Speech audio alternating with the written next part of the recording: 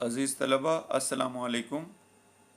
आज हम उर्दू असनाफ़ अदब की तारीफ़, उनके बारे में जानकारी और उर्दू कवायद व इंशा जो हमारे निसाब के अंदर शामिल है उसको आपकी खिदमत में पेश कर रहे हैं।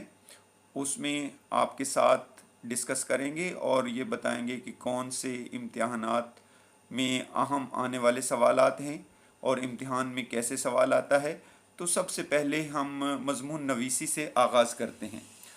मज़मून अरबी ज़बान का लफ्ज़ है। ये अक्सर ऑब्जेक्टिव में मारूज़ी में सवाल आ जाता है कि मज़मून किस ज़बान का लफ्ज़ है। अरबी ज़बान का लफ्ज़ है और इसके लुग़वी मानी हैं ज़िमन में लिए हुए, ज़्वाद मीम नून ज़िमन, ज़िमन में लिए हुए। तो मज़मून की तारीफ़ कुछ इस तरह की जाती है कि किसी मुतअय्यन या मुकर्रर मौजू पर अपने ख़यालात और जज्बात व एहसासात का तहरीरी इजहार मज़मून कहलाता है। किसी मुकर्रर मौजू पर अपने ख़यालात, जज्बात और एहसासात का तहरीरी इजहार मज़मून कहलाता है। मज़मून के लिए मौजू की कोई कैद नहीं होती, पाबंदी नहीं होती। किसी भी मौजू पर मज़मून लिखा जा सकता है। दुनिया के हर मामले, मसले या मौजू पर मज़मून लिखा जा सकता है। मज़मून की बिलअमूम एक ख़ास तरतीब होती है। तो सबसे पहले ज़ेर बहस मसले का, यानी जिस पे आप मज़मून तहरीर कर रहे हैं, मज़मून लिख रहे हैं, उस का तारुफ़ कराया जाता है। फिर इसकी हमायत या मुखालफत में दलाइल दिए जाते हैं और आखिर में नतीजा पेश किया जाता है। अच्छा, इम्तिहान के अंदर मज़मून के हमें अहम निकात दिए जाते हैं, पॉइंट्स दिए जाते हैं 5, 6, 7। तो तालिब इल्म ये समझते हैं कि ये पॉइंट्स जो हैं ये हमने हेडिंग बनानी, हेडिंग्स नहीं बनानी होती, बल्कि उन पॉइंट्स को मद्देनज़र रख कर आपने पैराग्राफ की शक्ल में मज़मून तहरीर करना होता है। तो मज़मून के अंदर हेडिंग्स नहीं होती। ये नोट कर लें कि आइंदा ये गलती नहीं करनी कि मज़मून के अंदर हेडिंग्स नहीं दी जाती। सिर्फ एक मेन हेडिंग होती है जो उन्वान होता है मज़मून का। इसके बाद जो पेपर के अंदर पॉइंट्स दिए जाते हैं, अहम नुकात दिए जाते हैं, उनको मद्देनज़र रख कर आपने मज़मून लिखना होता है। तो ये जनाब मज़मून के मुतल्लिक मैंने आपको बता दिया। अब हम आते हैं, अगला हमारा मौजू है अफसाना। अफसाने की सबसे पहले हम जान लेते हैं कि तारीफ़ क्या होती है। तो इसमें जनाब देखिए कि अफसाना जो है वो ऐसी कहानी को कहते हैं जो एक ही नशिस्त में पढ़ी जाए, यानी वो मुख्तसर कहानी। वो लुगत में अफसाना एक झूठी कहानी को भी कहते हैं। तो अदबी इस्तिलाह में ये एक ऐसी कहानी होती है जो ज़िंदगी का एक जुज़ पेश करती है, यानी इसके अंदर कोई एक ज़िंदगी का वाक़या पेश किया जाता है। तो दूसरी अफसाने की तारीफ़ में ये बात आती है कि अफसाना मुख्तसर होता है, इसमें वहदत तासुर की हामिल एक कहानी होती है, यानी एक किस्सा होता है, एक कहानी होती है और वो मुख्तसर होती है कहानी। एक ही नशिस्त में, यानी कम से कम आधे घंटे में हम इसको पढ़ सकते हैं। तो ऐसी कहानी जो एक ही नशिस्त में पढ़ी जाए और जिसमें ज़िंदगी का एक जुज़ पेश किया जाए, एक वाक़या पेश किया जाए, तो ये अफसाना होती। तो अफसाने के अज्जाए तरकीबी में ये चीज़ें शामिल होती हैं कि उसमें प्लाट होता है, जिस यानी कहानी का ताना बाना जिसके गिर्द बुना जाता है, तो प्लाट। फिर उसमें करैक्टर्स होते हैं, किरदार। फिर इसी तरह उसका एक नुक्ते नज़र होता है, यानी कहानी जो है वो एक मरकज़ी ख्याल के तहत चलती है। तो इसी तरह उसके अंदर मुकालमे होते हैं। फिर इसी तरह आगाज़ व इख्तिताम और उसके बयान करने का उसलूब जो है, ये इसके अज्जाए तरकीबी होते हैं। इन चीज़ों को ज़हन में रख कर हम अफसाना लिखते हैं। तो अब हम जनाब आते हैं हरूफ की अक़साम। یہ کافی میں نے 3-4 اسباق کے اکٹھے حروف شامل کر لیے ہیں تاکہ میں ایک ہی لیکچر کے اندر ان کو آپ کی خدمت میں بیان کر سکوں. تو اس میں جناب سب سے پہلے ہمارے پاس آ رہا ہے حروف کی اقسام میں حروف اضافت. تو ایسے حروف، اب میں اس کی تعریف کر رہا ہوں کہ حروف اضافت کیا ہوتے ہیں. ایسے حروف جو ایک اسم کا تعلق دوسرے اسم سے ظاہر کریں. اسم کہتے ہیں نام کو، یعنی ایک نام کا تعلق دوسرے نام کے ساتھ جوڑیں، قائم کریں، تو اس کو ہم کہتے ہیں حروف اضافت. یہ حروف ہوتے ہیں کا، کی یا کے. ٹھیک ہے جی. اسی طرح را، ری، رے. تو جیسے ایک میں مثال دے دیتا ہوں کہ علی کا قلم. اب علی بھی اسم ہے اور قلم بھی اسم ہے، تو ان دونوں کے درمیان جس چیز نے ان کو جوڑا وہ کا ہے. تو کا، کے، کی یہ حروف اضافت ہوتے ہیں جو ایک اسم کا تعلق دوسرے اسم کے ساتھ جوڑتے ہیں، ان کو ہم حروف اضافت کہتے ہیں. یہ آپ نے یاد رکھنا ہے کہ یہ کا، کی اور کے یہ ہوتے ہیں حروف اضافت. اس کے بعد نیکسٹ ہمارے پاس ہے حروف استفہام 2 نمبر. تو ایسے حروف جو سوال پوچھنے کے لیے استعمال ہوتے ہیں. مثلا ہم سوال کرتے ہیں تو اس میں کیا کا ہم استعمال کرتے ہیں. تو صرف کیا ہی حروف استفہام نہیں ہے، یہ سوالیہ ایک ہی حروف سوال کرنے کے لیے استعمال نہیں ہوتا، بلکہ اس میں کیوں بھی سوال کرنے کے لیے استعمال ہوتا ہے، کہاں بھی سوال کرنے کے لیے استعمال ہوتا ہے، کب بھی سوال کرنے کے لیے استعمال ہوتا ہے، اور کیسے بھی سوال کرنے کے لیے استعمال ہوتا ہے. کیا، کون، کیوں، کہاں، کب، کیسے. تو یہ تمام حروف کو جو سوال پوچھنے کے لیے استعمال ہوتے ہیں ان کو ہم حروف استفہام کہتے ہیں. اس کے بعد نمبر 3 ہمارے سامنے ہے حروف بیان. ایسے حروف کسی وضاحت کے لیے جو استعمال کیے جائیں تو ان سب کو ہم حروف بیان کہتے ہیں، یعنی جو کسی اپنی بات کو مزید ایکسپلین کرنے کے لیے. جیسے ہم کہتے ہیں نا کہ استاد صاحب نے فرمایا کہ، کاف ہے کہ، تو جھوٹ نہیں بولنا چاہیے. اب یہ کہ جو ہے یہ حروف بیان میں ہے، یعنی جو اپنی بات کو آگے مزید وضاحت کرنے کے لیے استعمال کیے جاتے ہیں. ٹھیک ہے جی. وہ حروف، ایسے حروف کسی وضاحت کے لیے جو استعمال کیے جائیں ان کو حروف بیان کہتے ہیں. مثلا ایک مثال ہے، استاد نے کہا کہ سب کھڑے ہو جاؤ، کہ سب کھڑے ہو جاؤ. جیسے کہ میں نے پہلے مثال میں اس میں بھی کہ حروف بیان. اس کے بعد اگلا ہمارے سامنے ہے حروف بیان. حروف بیان کیا ہوتے ہیں؟ وہ حروف جو کسی اسم کو فعل سے ملاتے ہیں، یعنی جو کسی اسم کو فعل کے ساتھ جوڑتے ہیں، ملاتے ہیں. تو ایسے حروف کو حروف جار کہتے ہیں.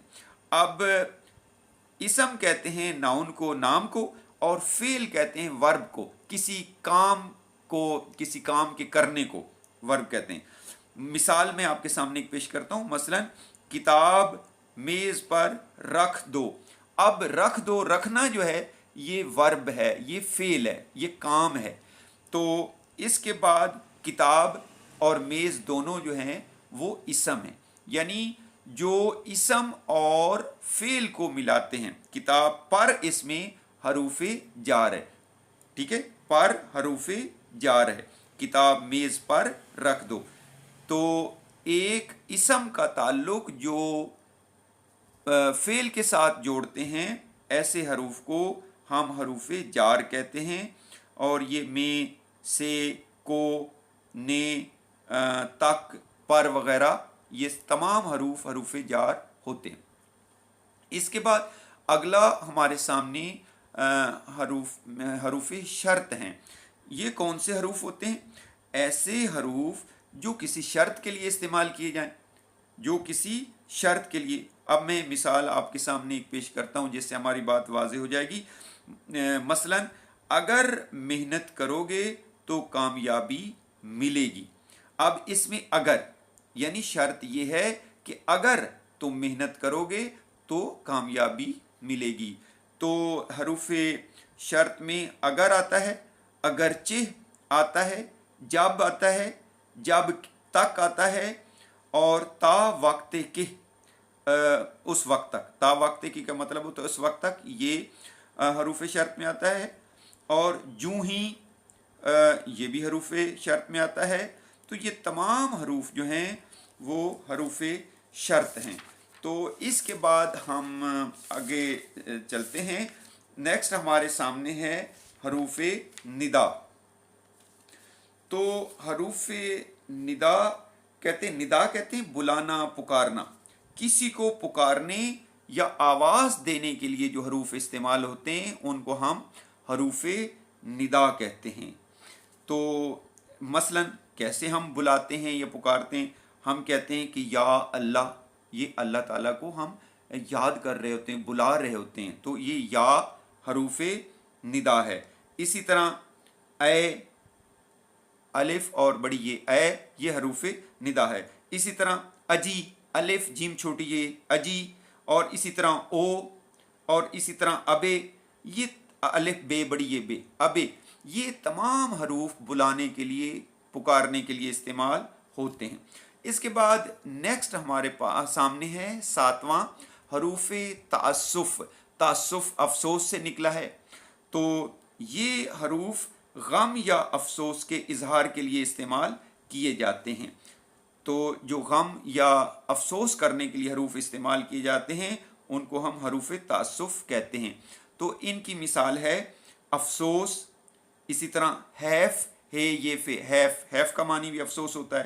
وائے یعنی دکھ کے، افسوس کے اظہار کے لیے.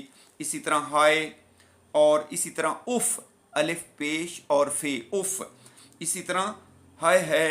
اسی طرح یہ تمام حروف جو ہیں حروف تعسف ہیں. تو جو دکھ اور افسوس کا اظہار کرنے کے لیے بولے جاتے ہیں. اس کے بعد نیکسٹ ہمارے سامنے ہے جی 8ویں نمبر پہ حروف تشبیہ. تو یہ حروف ایک چیز کو دوسری چیز کی طرح بتانے کے لیے استعمال ہوتے ہیں. یعنی جیسے ہم کہتے ہیں نا مثلا علی کے دانت موتیوں کی طرح چمک رہے ہیں. اب دانت کو تشبیہ دی جا رہی ہے موتیوں سے، کہ دونوں میں جو مشترک صفت ہے وہ چمک ہے، سفیدی ہے. ٹھیک ہے. تو جو ایک چیز کو دوسری چیز جیسا بتانے کے لیے، بیان کرنے کے لیے استعمال ہوں ان کو ہم حروف تشبیہ کہتے ہیں. اور یہ حروف ہوتے ہیں مانند. مانند کا مطلب ہوتا ہے کی طرح.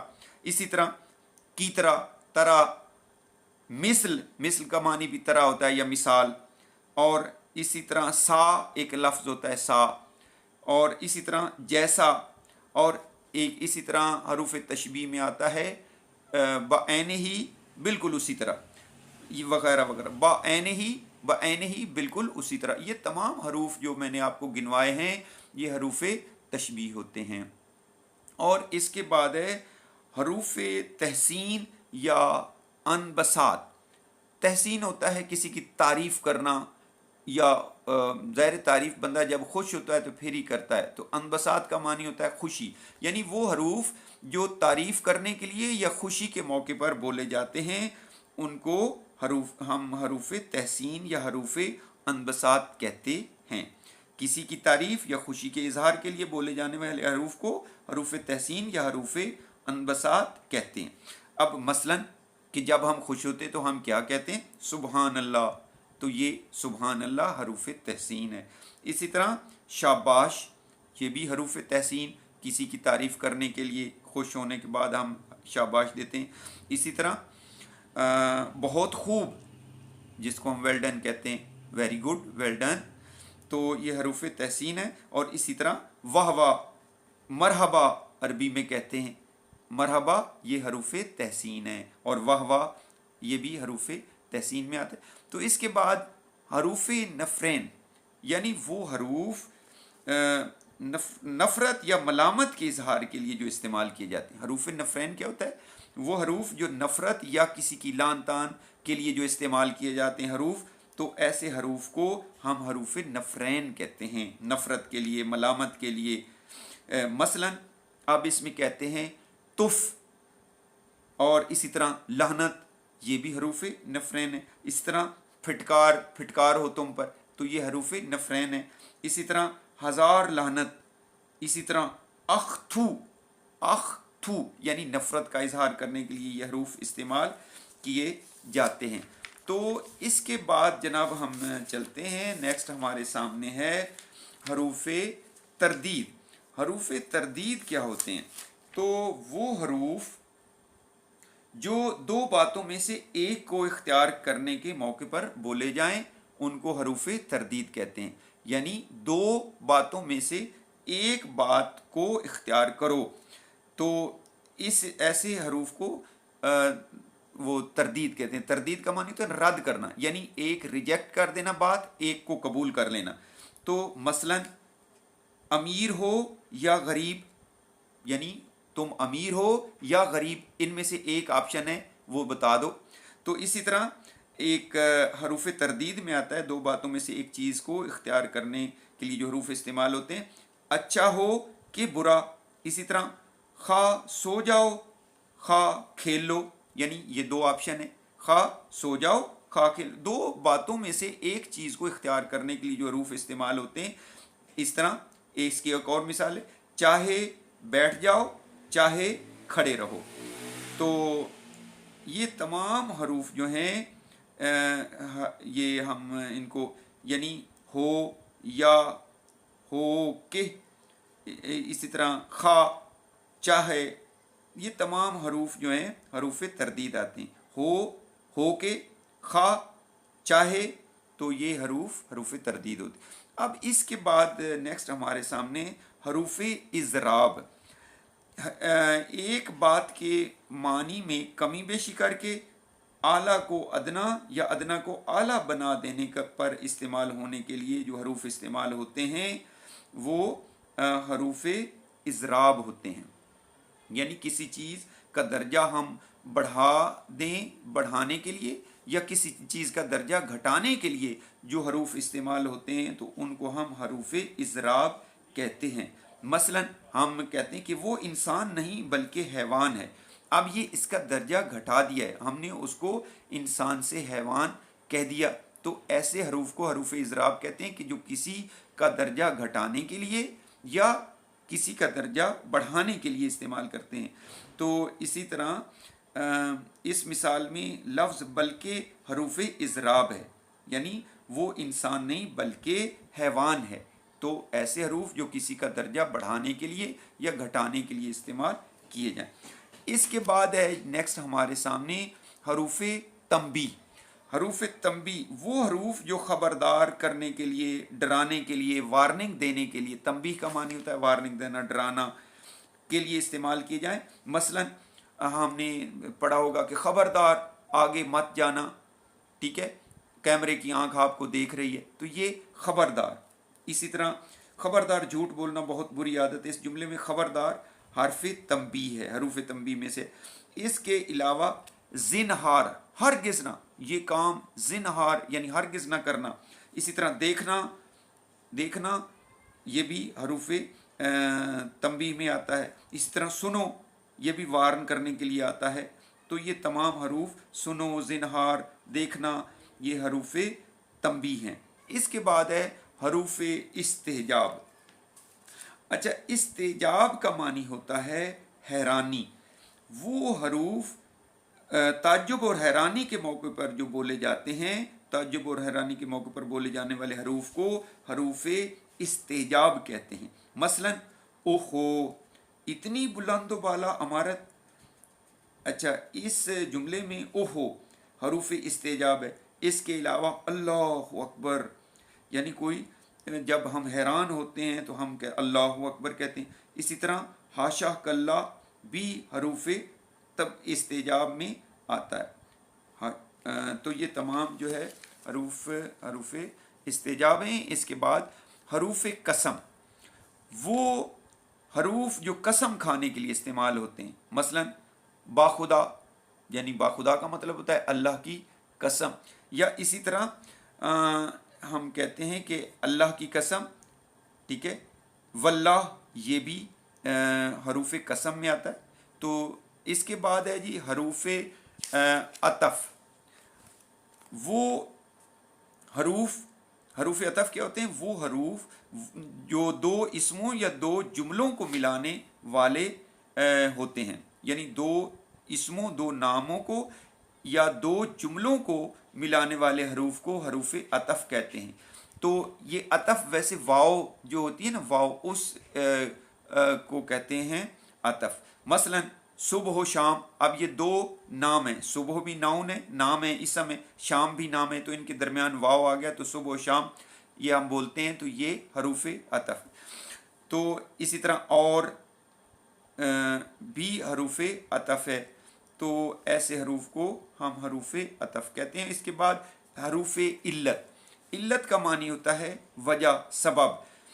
کسی وجہ یا سبب کو ظاہر کرنے کے لیے جو حروف استعمال کیے جاتے ہیں ان کو ہم حروف علت کہتے ہیں. مثلا بارش ہو رہی تھی اس لیے احمد سکول نہیں آیا. اب اس میں اس لیے یعنی بارش ہو رہی تھی اس لیے احمد سکول نہیں، یہ وجہ اس نے بتائی کہ اس لیے وہ سکول نہیں آئے. تو حروف علت میں آتا ہے کیونکہ، چونکہ، تاکہ، لہٰذا، تو، اس لیے. یہ تمام حروف جو ہیں حروف علت ہوتے ہیں وجہ بتانے کے لیے، ٹھیک ہے نا. چونکہ، تاکہ اور لہٰذا اور کیونکہ، ٹھیک ہے. تو یہ تمام وجہ بتانے کے لیے حروف استعمال ہوتے ہیں. تو ہم نے حروف مکمل کر لیے اور ہم نے حروف کی تقریباً جو ہے وہ 17 اقسام اس میں آپ کے سامنے بیان کی ہیں. تو ہمارے تقریباً 3-4 اسباق اس میں وہ گرامر کے لحاظ سے مکمل ہو گئے. تو ہم اگلے لیکچر کے دوران باقی چیزیں ڈسکس کرتے ہیں. Thank you so much.